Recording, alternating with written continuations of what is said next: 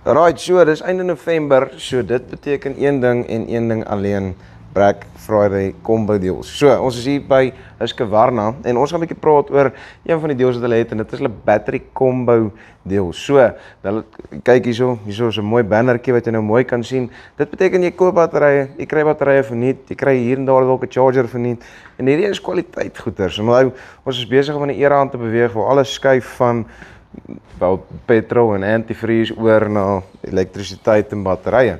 En die ander ding van hierdie batterye is, hulle hou. Die groot ding is, mense wonder altyd, is al genoeg tyd op die goeders, laat jy jou werk kan doen.